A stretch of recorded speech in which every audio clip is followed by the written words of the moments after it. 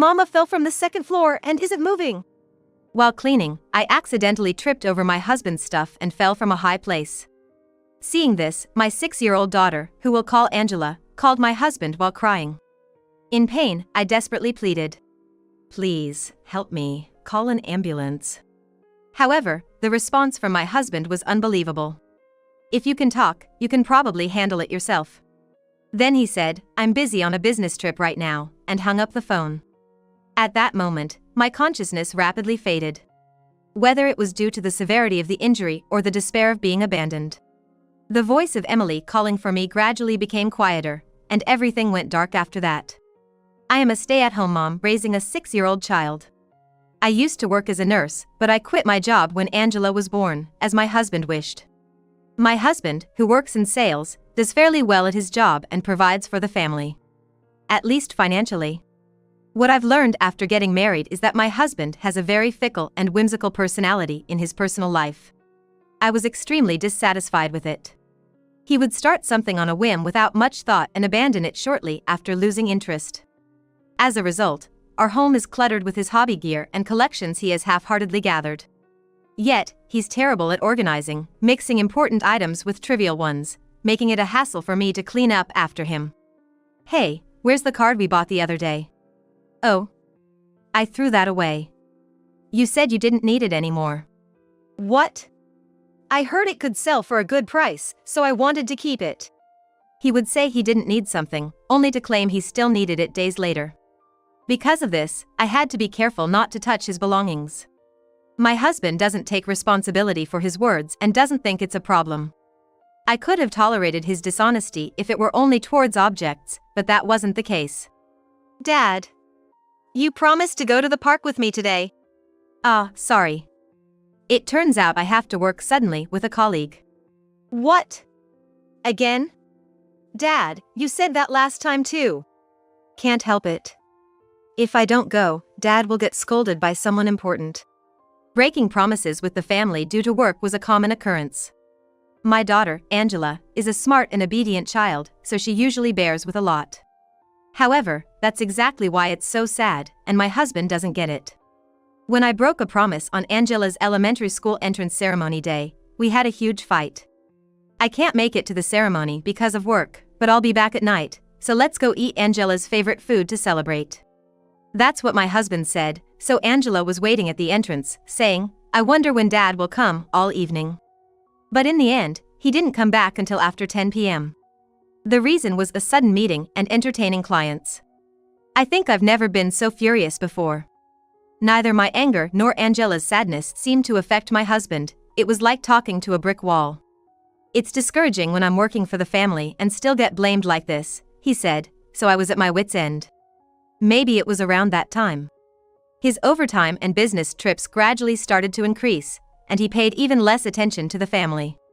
In the same year, December, I was busy with an early big cleanup. I wanted to have a party in the cleaned room because Angela's birthday was coming up. The birthday party for the three of us was something Angela was looking forward to, and my husband should have noticed that.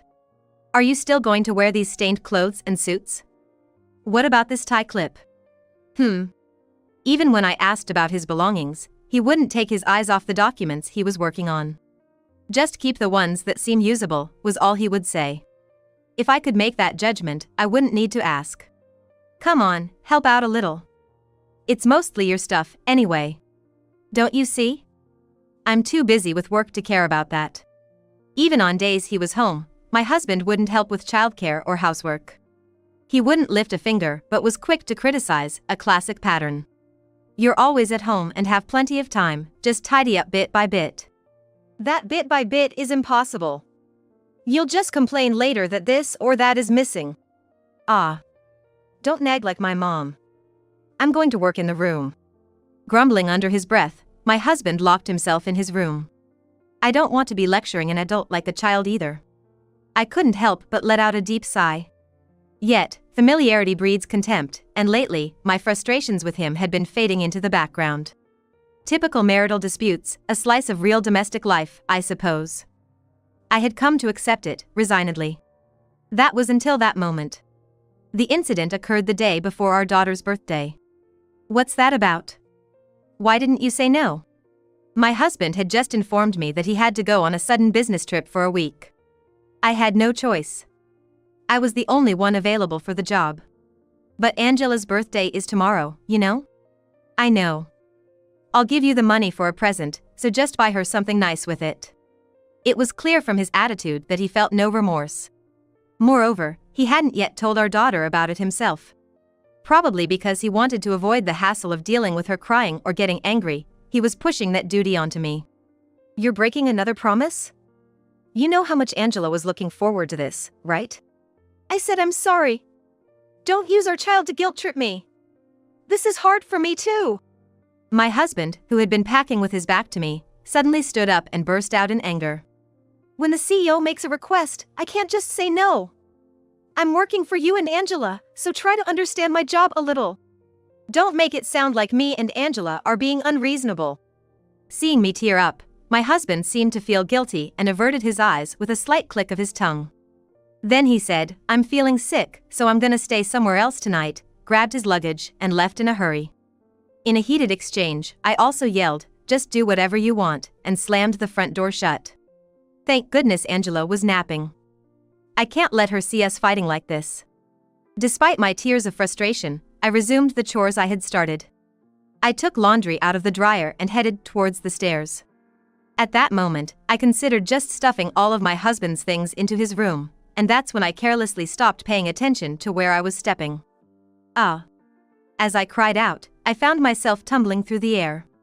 I fell down the stairs with a loud noise and ended up crashing against the wall in the hallway on the first floor. Groaning as I opened my eyes, I saw a bag stuffed with my husband's golf clubs in the hallway on the second floor. I tripped over that, damn. Cursing my own carelessness, I tried to get up, but to my dismay, I couldn't move even a fingertip. Mom! What happened? Are you okay? Angela, probably woken up by the loud noise, rushed out of the bedroom toward me. I tried to say I'm fine, but couldn't even get my voice out. Seeing me just opening and closing my mouth, Angela turned pale and went to the living room. Then she came back with a cell phone, fumbling to turn it on by tapping and shaking the screen, and started to operate it with unaccustomed hands. Dad! Dad, help! Huh? Angela? What's wrong? Mom's fallen on the second floor and can't move. Wait, what? What does that mean? It seemed my daughter had managed to call my husband. By chance, she had pressed the speaker button, and I could hear my husband's voice through the phone. Help, ambulance. I strained my voice from the depths of my throat, begging my husband for help. But the words that came back from him were shockingly callous. Come on, you can talk, right? Then handle it yourself. I'm already on the freeway. His tone was one of irritation and disbelief. And hey, you just told me to do whatever I want, right? As you wish, I'm prioritizing my work.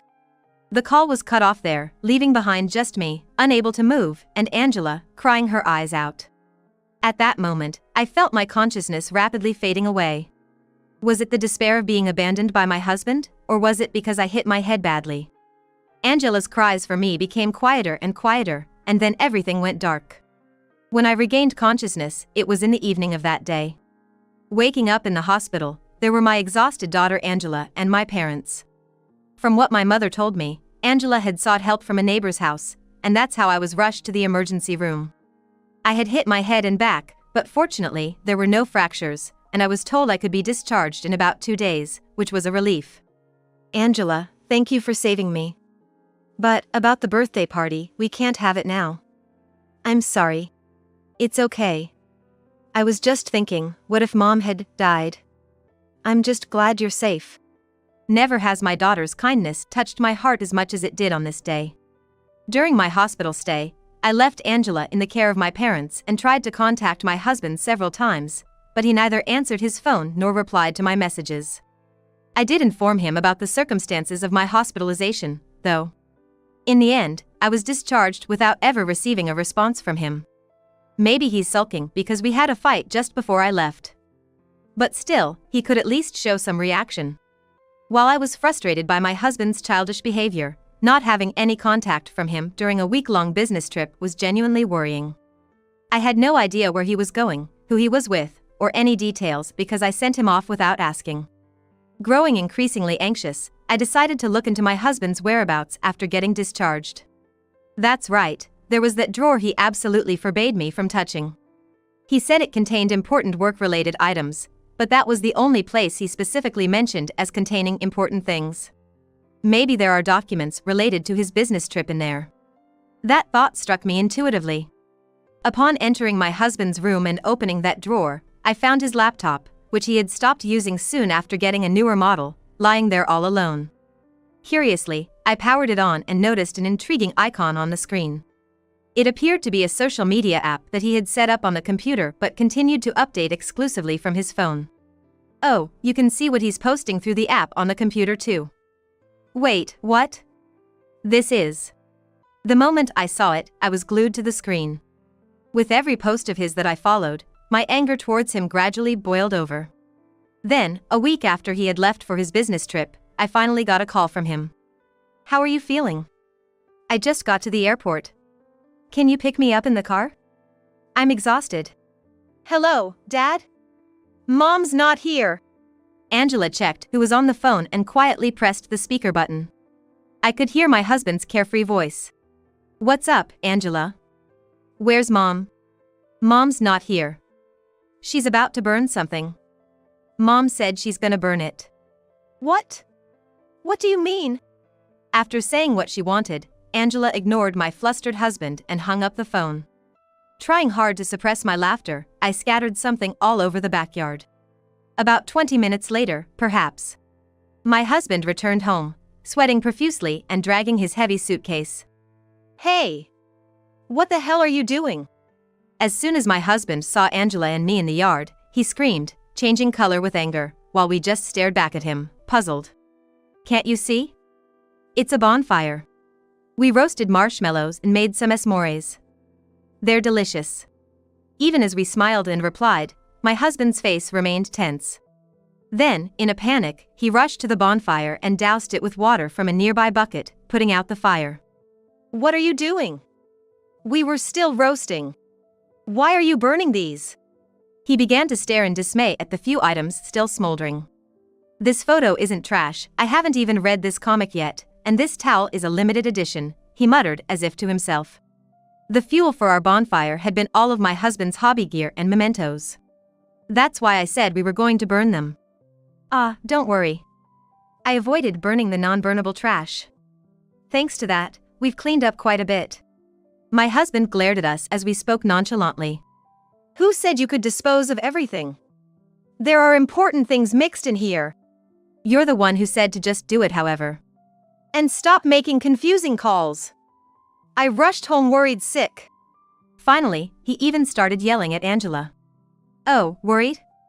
Like when you abandoned me when I really needed help? Dad's a liar. You knew Mom was hurt and in the hospital, but you didn't even answer your phone. That's... He stammered, avoiding Angela's gaze. Maybe he felt awkward because he had never been seriously scolded by our daughter before. Dad's just busy with work. Well, since everything turned out okay, let's just forget about it. Trying to escape to the entrance, my husband's sleeve was vigorously grabbed by Angela. Apologize to Mom properly. What? It's Mom's fault for making Dad angry. You didn't even celebrate my birthday. My husband, hit where it hurt the most, shook off Angela's hand with a red face. Gently embracing a nearly crying Angela, I told her, go inside, keeping her away from my husband. Everyone's so loud. I didn't choose to go to work for fun. I'm trying hard for the family, what's all this about? Oh, I see. So working hard means playing around in Hawaii with young girls. I marched up to my husband and shoved my phone screen in front of his eyes. This is... What was displayed was his social media page. It was filled with pictures of him enjoying a trip to Hawaii. Oh, and I found this too. As I slowly slid the screen, an article where he complained about his family appeared. Tired, it's bothersome. That's exactly what you say about things. It hit me hard when I first saw this post, and it still does. Realizing he thinks of his family just like he does his possessions, showing his worst traits. I wonder when you'll get tired of the girl you took to Hawaii? I said, tossing the words at him coldly. Yet, he didn't seem the least bit remorseful. Huh? Who, the girl? I just did some sightseeing alone during a break from work. What's wrong with that? Oh, so you have time to enjoy yourself during a business trip. Sounds like a fun job. I'd like to work too. And what? Snooping on someone's social media is an invasion of privacy. You're talking about privacy when your face and name are all over the internet for the world to see? Normally, my husband's sloppiness is just annoying, but in this case, it worked to my advantage. He spread the pictures himself without needing to pay a hefty fee for someone else to do it. Didn't you think to hide it a bit better? Just saying. Shut up. I hate having to mind the details and hold back from doing what I want. I remembered hearing this from him before we got married. Always diving headfirst into whatever caught his fancy. Back then, I admired his curiosity and bravery to try anything without fear of failure. But now, I wish I could go back and shake some sense into my younger self. Lost in these thoughts, my husband let out an exaggerated sigh, clearly annoyed. So? What do you want to do? Do what? Sue me? Or you planning on divorcing? Just so you know, you'd be the one in trouble. Did he think mentioning divorce would make me back down? Under no circumstances is it acceptable to make such statements lightly. You want a divorce because the husband's cheating? You're gonna split over emotions? He twisted his mouth uglily, smirking in a way that completely looked down on me. Someone as simple-minded and a stay-at-home mom like you could never foster love, could you? My husband snorted, concluding with a sense of triumph. It's as if he's saying, don't you dare think you can talk me into anything. However, I responded with a bright smile. Right, let's get a divorce. Be happy with the receptionist at your office.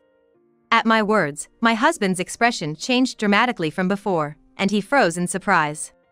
The girl you went to Hawaii with, she's cute. Being young, she really knows how to take photos for social media. With that, I showed him the posts of his affair partner.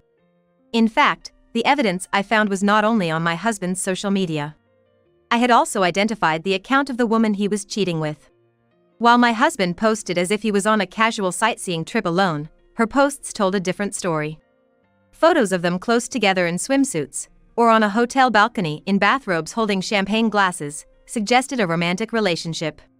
Your face is somewhat hidden, but there are photos where it's completely visible. She seems as careless as you are. A perfect match. The content on the affair partner's social media must have shocked him. He showed no sign of responding to my sarcasm. On the days my husband said he had business trips or had to work late, I found articles of him traveling or dating his affair partner, all copied. Additionally, I had called his company immediately after getting discharged. They told me everything once I explained the situation. They said you hadn't been given any business trips, just taking personal leave. Why would you call the company? If a family member doesn't hear from someone who's supposed to be on a business trip for days, it's normal to inquire with the company. I could see my husband's face turn pale. You're quite something, but this girl is even more careless. Not just her name and face, but she's also made her workplace public. So, I know everything about her. That she was the daughter of my husband's boss, the director, and that she had a fiancé, was all information readily available to me. What are you planning? Don't say such unpleasant things. I'm just making you take responsibility for what you've done. Even a young person should understand the consequences of getting involved with a married man with a family. You didn't contact her, did you? Of course, I did. While she was posting in real time on social media, I waited until the moment she and my husband parted ways at the airport after returning from Hawaii. I immediately called her. I calmly explained that having an affair within the company was malicious and that I would discuss it with the company. I also told her I would sue her for knowing my husband was married and still getting involved with him. But she's not a bad kid, you know. Unlike you, she didn't get defensive or make excuses and sincerely apologized to me. What? She's willing to pay compensation and accept any demands humbly. Isn't that honest and sincere? I was almost impressed. It was actually more like, it was just a fling with your husband. Please don't tell my family, quickly abandoning my husband to save herself. But I promised not to expose it to the company in light of her sincerity, as long as she paid the compensation. Of course, I would demand compensation from you too. You're being cowardly. What do you mean? Don't play dumb. It's obvious that I'd be suspected the moment you contacted the company. What will you do if strange rumors start spreading? Frustrated by my husband's absurd logic, I explained to him as if he were a child. I'll keep my promise. But I don't know about rumors spreading at work or what the director and his fiancée might do to you guys because of it. If they're responsible people, they might investigate your conduct. I added, making things worse for him. But back to us, if there's evidence of your affair, I can get compensation. It's almost certain that a cheating man won't get custody, and then, you'll also have to pay child support, I mentioned, making him silently frustrated. Eventually, he smirked as if he had thought of something. You don't understand what you've done. If I get fired, I won't be able to pay alimony or child support. No, you'll have to pay regardless. Ever heard of you can't get blood from a stone? If the director finds out, I'll just switch jobs quickly so you can't garnish my wages. I'll run away to the end. His dishonesty was almost impressive at this point. I didn't understand what he wanted anymore. What do you want, is my line, but I had no interest in what he wanted. So, you're saying you won't divorce, pay alimony, or child support? Then, let's go to court. I concluded and finished up the campfire.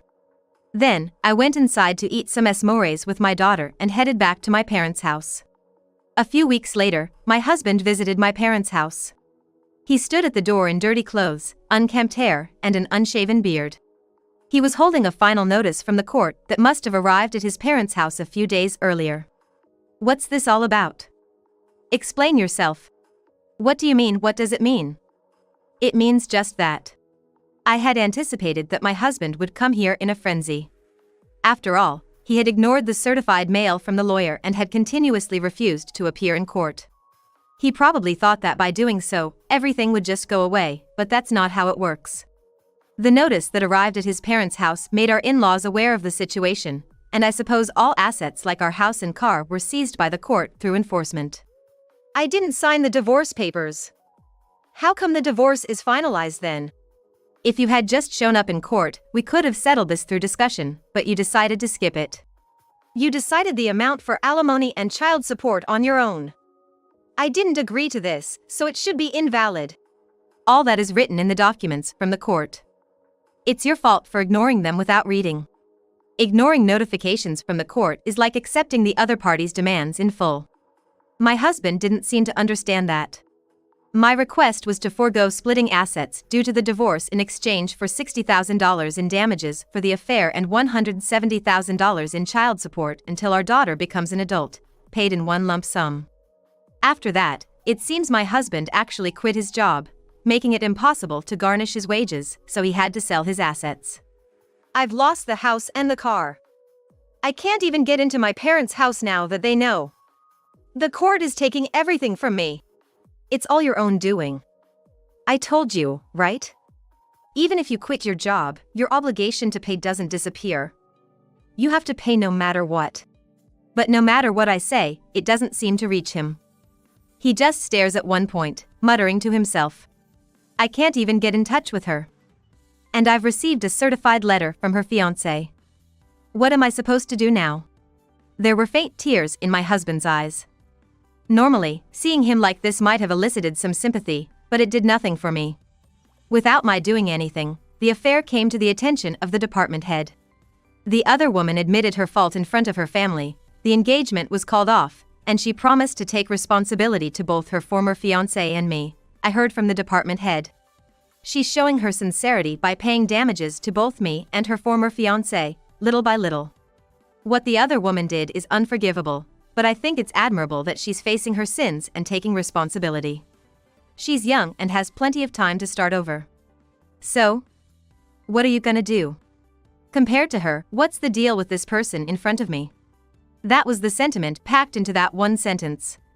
I've got no one else to rely on but you. I'm gonna cherish our love this time, for real. My husband extended his hands toward me while muttering in his sleep.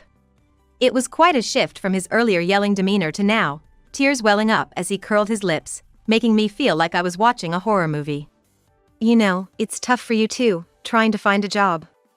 You've been a homemaker all this time. Not quite. I've been working for a while now. Huh. You may not know, but there are plenty of job opportunities for nurses, even with a gap in employment. In fact, at that moment, I had already returned to work as a nurse at a certain clinic through my connections from my previous job. Upon hearing this, my husband was speechless, his mouth moving without any words coming out. People and things are different. You can't just discard them when you get bored or decide you want them back. It's about time you stop underestimating others. Ignoring my husband's shocked expression, I spat out, "Do your best to run away all you want," and slammed the front door shut. He continued to ring the intercom and bang on the door, so I warned him, "I'll call the police." Finally, with tears streaming down his face, he left. Since then, my husband had disappeared, but I later heard from local news that he had been caught stealing at a convenience store months later and ended up in police custody. I felt sorry and worried for my in-laws, but I heard they decided to sell the house and move far away before my ex-husband finished his sentence.